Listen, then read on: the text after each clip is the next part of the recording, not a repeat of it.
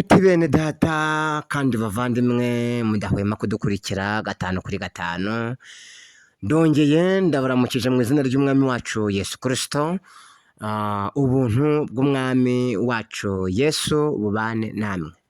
Tuboneye gusuhuza abanyarwanda bari hano mu gihugu cyacu ndetse n'abari hakurya y'amazi magari, tubifuriza ngo mukomeze mugire icyumweru cyiza kandi muzatangire icyumweru cyiza muri rusange, kandi mu byo muzatekereza byose Imana izabaha umugisha, Imana izabahire.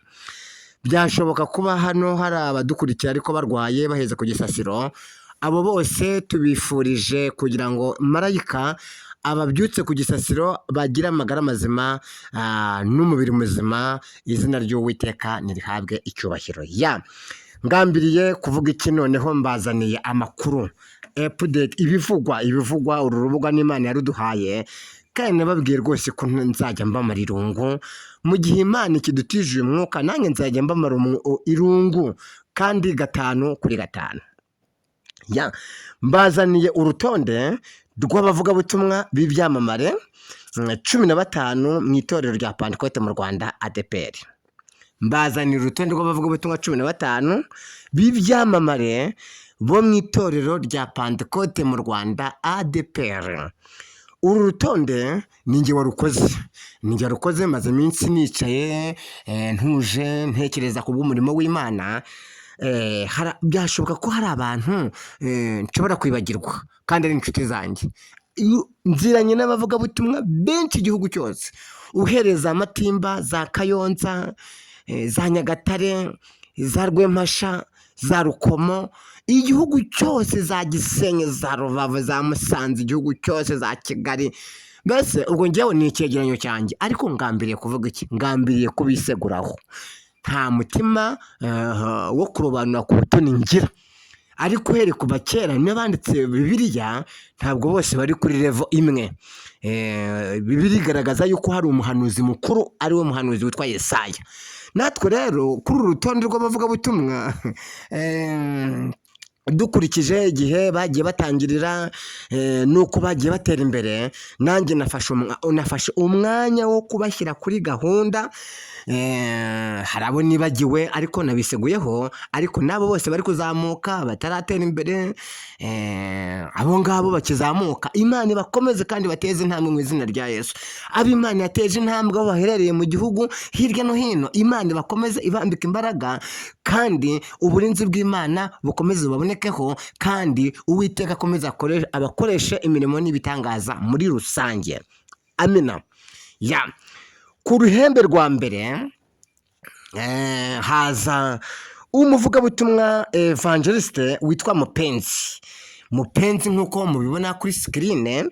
Ni umuvugabutumwa, akaba yaranyakiriye mu mujyi wa Kigali. Yanyakiriye ngende umusore we yubatse. Mupenzi ahabwa umugisha n'Imana, asengera kuri paruwase ya Muhima mu mujyi wa Kigali. Mupenzi akaba agira ijambo, iyo akwigishije ijambo uraritahana, marayika akaryandika ku nkingi y'umutima. Kubera iki nafashe umwanya wo gushimira abavugabutumwa?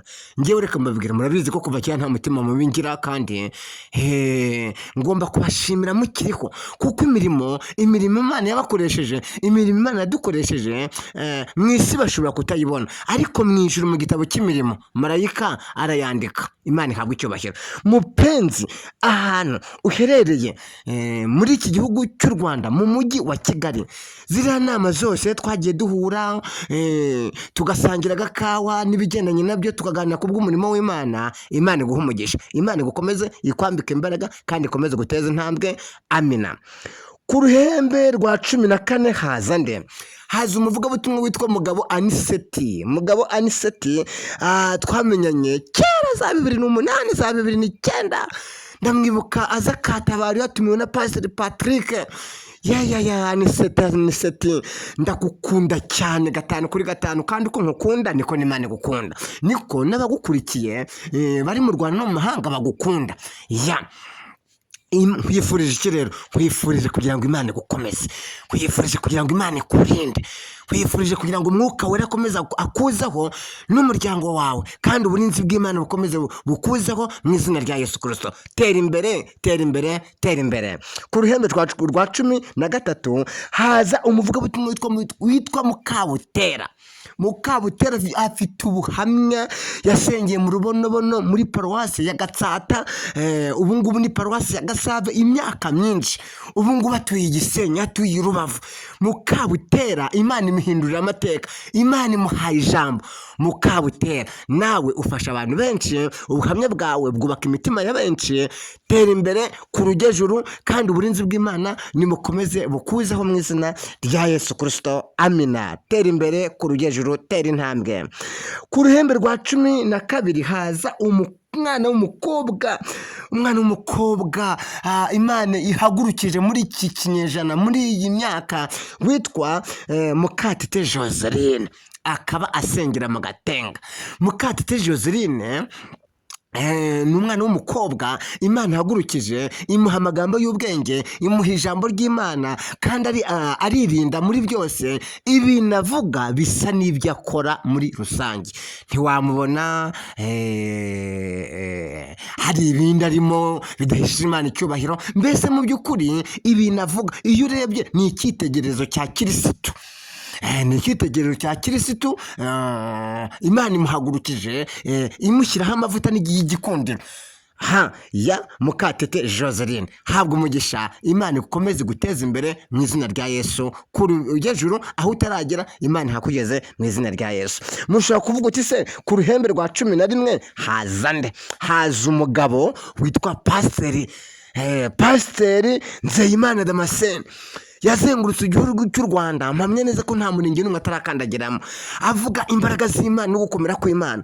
Akaba ari umwe mu bapasitori ba ADEPR Imana ikoresha imirimo n'ibitangaza. Rimwe asengera abapfuye bakazuka, 2 arakubwiriza ugahembuka, 3 afite impano yo gukiza indwara, 4 afite ijambo ry'Imana ryo guhembura imitima, mbese n'ibindi byinshi ntabasha kumuvuga. Pastor Damascene, urabikwibuka ko wampaye ikiganiro kuri iyi YouTube channel Imana yaduhaye kandi utangoye. Rero Imana ikomeze ikwambika imbaraga, uburinzi bw'Imana bukomeze bukubonekeho, ibyo abadayimoni bafunze ku ruhande rwawe Imana ibifungure, kandi aho utaragira mu isi Imana izakugeza mu izina rya Yesu, amen. Ku ruhembe rwa 10 haza umuvugabutumwa bamwita Mukarukundo Valentine, abarirwa muri paruwasi ya Runda. Nawe twamenyanye kera, mba nashyizeho ifoto ye ariko nayibuze, ariko aho aherereye yumve ko imirimo yakoze na n'uyu munsi iracyavuga, kandi na n'uyu munsi Imana ikomeje kumukoresha imirimo n'ibitangaza muri rusange. Mukarukundo Valentina, ahantu uherereye, Imana iguha umugisha, uburinzi bw'Imana n'umuryango wawe bukubonekeho, kandi umwuka wera akomeza kuzuze. Icyo uzasaba Imana cyose izakiguhe, aho utaragera Imana izakugeze mu izina rya Yesu Kristo, kuko byose niyo tubikesha. Ku ruhembe rwa 9 haza umuvugabutumwa witwa Nsengiyumva Janvier, akaba yananyakiriye 2008 ku itorero rya Edeni. Nsengiyumva Janvier ni umugabo mwiza wuzuye umwuka w'Imana, ni umugabo mwiza utuje, ni umugabo mwiza wuzuye ubwenge, ni umugabo mwiza. Ijambo avuze riba ririmo ubwenge. Ahantu aherereye muri kino gihugu twagiye duhurira za Kabeza, twagiye duhurira za Remera, twagiye duhurira za Muhima, twagiye duhurira za Mukove. Afite ijambo ry'ubugingo. Ahantu aherereye uburinzi bw'Imana n'umuryango we bumubonekeho, kandi umwuka wera akomeze amugote mu izina rya Yesu Kristo. Aho ataragera Imana izahamugeze, kandi nahamagara Imana izamwitabe, nakomanga Imana izamwikirize, kuko Imana dusenga ni Imana ishobora byose. Nanjye nkwifurije gutera imbere mu buryo bwombi mu izina rya Yesu. Ku ruhembe rwa 8 haza uwo bita Kalisa Fred twamenyanye kera za 2008. ayobora icyumba cy'amasengesho aho bita mu Rukiri. Kuva icyo gihe na n'uyu munsi akomeje kuzura imbaraga z'Imana, akomeje gukorera Imana hirya no hino muri kino gihugu. Nawe iyo umubonye ni wa wundi ukubwiriza ijambo ry'Imana. Hari ijambo yigeze abwiriza rivuga ngo akagezi k'ikereti nigakama Imana izafukura. Kandi iryo jambo ryacengeye mu matwi y'Abanyarwanda, kandi uko ndyibuka hashize imyaka iri hejuru y'10, niko no mu ijuru wibuka ibikorwa Imana yagukoresheje. Tera imbere ku rugejuru aho utaragera, Imana izahakugeze. Shalomo nshuti yanjye mwene data. Haje ku ruhembe rwa 7 umuvugabutumwa witwa Barakagira Pascal. Barakagira Pascal yanyakiriye mu mujyi wa Kigali.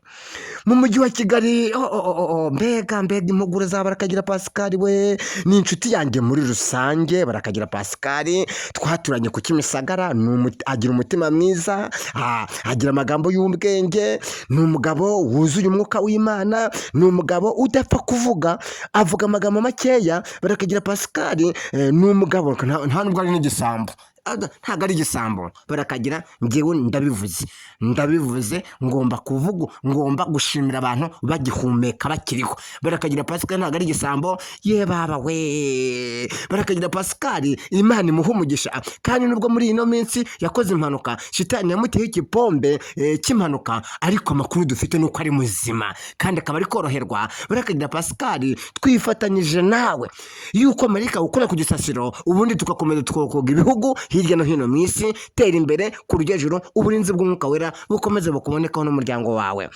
Ku ruhembe rwa 6 haza umuvugabutumwa witwa Iribanje Evangeliste.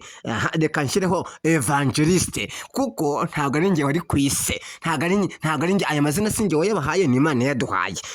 Evangeliste Iribanje Jean Claude. Iribanje Jean Claude ubundi ni muntu ki? Twamenyanye 2008, tumenyana mu cyumba cyo kwa Mujyororo cya Fregisi. Ubu Apotre Mujyororo yari ataraba Apotre agisengera Nyarugenge. Imana imuteze intambwe hariya ku Kimisagara. Kuva icyo gihe 2008 na n'uyu munsi ni inshuti yanjye, aratumirwa hirya no hino mu biterane. Iribanje Jean Claude akaba asengera ku itorero rya ADEPR Ruyenzi Paroisse ya Runda. Tumwifurije umugisha w'Imana n'uburinzi bw'Imana no gukoreshwa n'Imana mu buryo bukomeye, kandi Imana ikomeze mwagure aho ataragera. Imana izahamugeze, umwuka wera akomeze amuteze intambwe mu izina rya Yesu Kristo. Nawe gubwa neza n'umuryango wawe.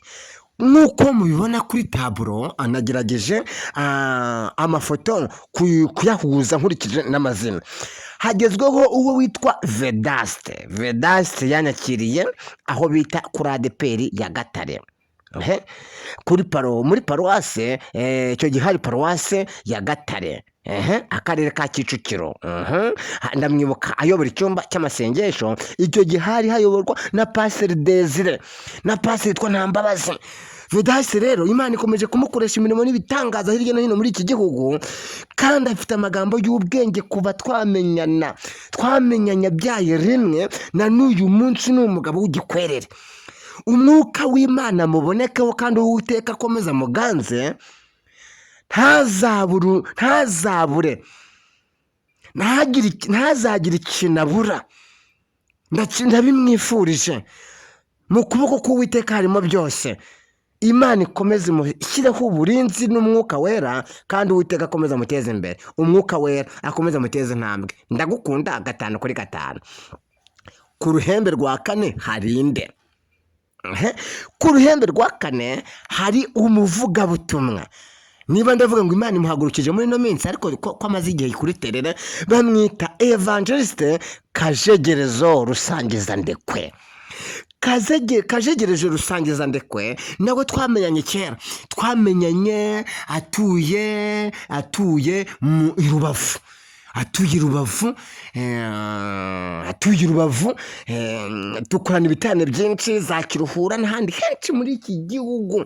Akaba ari umuvugabutumwa utumirwa hirya no hino muri kino gihugu, za Nyarugenge, za Muhima, ahantu hose hari ibiterane by'ububyutse. Mbese Imana imuhagurukije ku rwego rukomeye. Nawe reka nkubwire rero, Imana iguha umugisha, Imana ikwambika imbaraga, Imana iguhembure, Imana ikomeze gusige, Imana ikomeze guteza intambwe aho utaragera, Imana izahakugeze, kandi Satani afata ubusa ku buzima bwawe. Kandi nkwifurije gukomera, nkwifurije gutera intambwe mu izina rya Yesu Kristo wabambwe. Amen. Shalom nshuti yanjye Kajegerezo, komeza utambutse ubutumwa bwiza. Hari ingororano ku ruhembe rwa gatatu, ubundi haza ndi.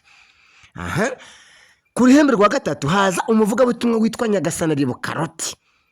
Nyagasani Ribukaroti twamenyanye mu giterane cyaho bita i Butare, aho bita mu Gako. Hari umushumba witwa Rora Bazina niwe twahuriye bwa mbere za 2009. Roti turaganira, abwiriza, nange ndigisha. Baba we, mbega Roti ni umugabo Imana yahagurukije, imuha amagambo y'ubwenge. Muri rusange muramuzi cyane kundusha, ariko nange reka ngire ibyo umuvugaho kuko ni umuvugabutumwa mugenzi wanjye.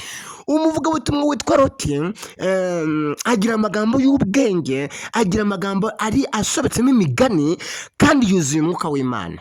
Roti imyaka umaze ni myinshi, imyaka uzamara mu isi, uburinzi bw'Uwiteka umwuka wera azakugote, azakomeza gukoresha, akomeza guteza intambwe. Kandi nkwifurije gukomera aho utaragera muri kino gihugu ndetse no hanze yacyo, no muri Afurika y'Uburasirazuba. Uzajyane na Yesu. Nkurije indege, akira mu izina rya Yesu, akira viza, akira pasiporo. Ndi mu mavuta kandi y'ubuhanuzi, bikubera uko wizeye. Shalom shalom. Tugeze ku ruhembe rwa kabiri. Uruhembe rwa kabiri ninde? Murabona ko twatangiriye kuri nomero 15, turamanuka 14, 13, 12, 11, 10, 9, 8, 7, 6, 5, 4. Tugeze kuri gatatu, niho tuvuye. Tugeze kuri kabiri. Ubundi umuvugabutumwa nimero ya kabiri muri iki gihugu w'icyamamare mu itorero rya Pentecote mu Rwanda, ADPR. Ubundi umuvugabutumwa ninde? Wambabariye nawe ukagira uwo wandika muri comment. Mbabarira, ubundi wowe urukumva umuvugabutumwa nimero ya kabiri arinde? Umuvugabutumwa nimero ya kabiri ninde? Andika muri comment, ukore subscribe, like ndetse na comment. Uwo nta wundi ni umuvugabutumwa witwa Singirankabo Boniface. Singirankabo Boniface tumenyana bwa mbere, twamenyanye aho bita kwa Rugeri Nyange mu giterane cy'iminsi 3. Twari turi kumwe n'umuhanzi witwa Elevaniya. Baba we, icyo gihe natumiwe na Reverend Pastor Rugomo Katofili mu giterane cy'iminsi cyo guhembuka. Reka nkubwira, Boniface ariho amavuta, usibye kuba ari umuvugabutumwa evangeliste, ariko ariho amavuta ya gishumba. Njye nyamubonaho ariho amavuta ya gishumba, ariho amavuta y'Imana, ariho amavuta y'ubuhanuzi, yuzuye ijambo rikomeye. Kandi Imana ikomeje kumukoresha muri kino gihugu, akaba ari umuvugabutumwa w'inyangamugayo. Reka mbabwira, aba bose mvuze n'abandi ntarondoye ni abavugabutumwa b'inyangamugayo. Akaba ari umuvugabutumwa w'inyangamugayo ukomeje gukora ibiterane hirya no hino mu gihugu cy'u Rwanda. Mwifurije gutera imbere, mwifurije kwaguka, mwifurije ibyiza byose Imana yamugeneye. Izabimuhe agifite imbaraga zo kubyakira. Ashobora kuvuga ati se none hari igihe umuntu yabura imbaraga zo kubyakira. Hari igihe Imana igusubiza ufite imyaka 80. Imana igusubize kandi ikwereka ibimenyetso by'ibyiza, ibishyira mu bikorwa ugifite imyaka 43, 42, 45, 50, mbese muri 55 tayari. Aleluya. Bone, nkwifurije umugisha w'Imana. Amavuta y'itoto, amavuta yo kwaguka, amavuta aturuka i Siyoni mu ijuru, mu ihembe rya Dawidi. Marayika yongera rigucuncureho mu izina rya Yesu Kristo. Nawe tera intambwe kuri ujye juru. Amina. Ku rutonde rwa mbere ubundi haza nde? Ku rutonde rwa mbere haza nde? Ku rutonde rwa mbere haza umuvugabutumwa muzi cyane w'inshuti yanyu magara. Ubwo nta wundi ni Evangeliste Bigirimana Laurent. Evangeliste Bigirimana Laurent ni muntu ki? Evangeliste Bigirimana Laurent ni umugabo wubatse ufite umugore n'abana 4, abakobwa 3 n'umuhungu 1. Natangiye ivuga butumwa 96 n'uyu munsi nkomeje gukorera Imana. Imana yagiye dukoresha ibintu byinshi bitavuga kano kanya muri iki gihugu cy'u Rwanda ndetse no hanze yayo. Mpamya neza ko mu gihugu cy'u Rwanda nta murenge ntarakandagiramo. Za Bweyeye, za Bugarama, za Mukoma, za Ndusu, za Kabaya, za Giciye, za Mahoko, yebaba we, za Gakeri, za Rubengera, za Gishyita, ni henshi. Ntago naharondora za Nyamagabe, za Huye n'ahandi henshi no mu mujyi wa Kigali. Mbese Imana ikomeze dukoreshe tukiriho tugihumeka, kandi mu by'Imana yadukoresheje icyubahiro cy'Imana kigaragara hejuru, twebwe turi hasi. Hejuru icyubahiro cy'Imana hejuru cyane, twebwe turi hasi. Kandi nitujya duhura n'ibibazo, tujye tubyereka Nyagasani, tujye tubyereka bosi waduhamagaye. Nshuti bene data, uwo nta wundi ku ruhembe rwa mbere hazaho Evangeliste Bigirimana Laurent, akaba ari we manager w'iyi channel Imana yaduhaye. Yakoze ibitano byinshi. Wari uzi ko mu Rwanda nta muhanzi n'umwe tutarakora ibiterane? Hazamo ba Gerardine, ba Safari, ba bose babireba, ba Mugabo, yebaba we, n'abandi benshi, ba Godanse mu Gatenga, ba Stella, ba Felicien, ba Cyamekerike, n'abandi benshi muri iki gihugu twakoranye ibiterane. Ndabazi benshi, turaziranye 5 kuri 5. Nkwifurije n'umugisha w'Imana. Imana ikomeze gukomeze. Nta jambo Imana ivuga ngo rihere. Bene data mudukurikiye, nta jambo Imana ivuga ngo rihere. Nubwo mubona tugeze mu gihe gikomeye, tugeze mu gihe cy'amapfa mu buryo bw'umwuka, ariko mwongere mujye muri archive mutekereze iby'Imana yakoze. Nta jambo Imana ivuga ngo rihere. Hitse umutima mu gitereko, ibyo yakubwiye no kubikora izabikora. Pastor Mugabo hari indirimbo yigeze aririmba ngo ndamukunda cyane Pastor n'inshuti yanjye kuko twaziringukanye ahantu henshi hatandukanye. Hari indirimbo yavuze ngo ngira ku musozo, yaririmbye indirimbo ivuga ngo turabana biyaremye isi n'inyanja n'amasoko, iyaremye ikirere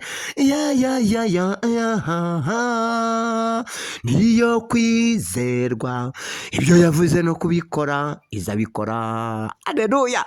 Turabana biyaremye ijuru n'isi, turabana biyaremye ijuru n'isi, bakozi b'Imana. Arabamvuze ari ntabamvuze. Ntago nakwibagirwa abamutaka mbare mu Gatenga, ntago nakwibagirwa basugira Steven, ntago nakwibagirwa ba Nyira Pasika, ntago nakwibagirwa ba Mama Lionel, ntago nabavuga ubutumwa benshi ba Jean Paul Nyarugenge, Evangeliste ndi umushuti wanjye, ntago nakwibagirwa Cabugufi ba mu gihugu cya Kampala, ntago ni benshi ba Aniseti Pastori, ni benshi Aniseti twarabanye hanurira mu giti, yantumiraga akiri ku itorero hariya Karukungu, n'abandi benshi batandukanye. Abakozi b'Imana muri rusange, cyane cyane abavuga butumwa duhuje umwuga, nimukomere kandi mushikame. Imana yaduhamagaye niyo kwizerwa, ibyo yatubwiye no kubikora izabikora. Nitanabikora tukiri mu isi, izaduhemba ubugingo buhoraho. Mwebwe mwese mwamudukurikiye, mbifurije umugisha w'Imana no gufashwa n'Umwuka Wera. Mukomeze musenge, mukomeze mushake ikintu cyatuma Imana yishima. Tugiye kwinjira mu bihe bya Pentecote, Umwuka w'Imana yongera asukura ubugingo bwawe, kugira ngo Yesu Kristo nagaruka tuzabashe kumusanganira twejejwe. Shalom, shalom, shalom, shalom.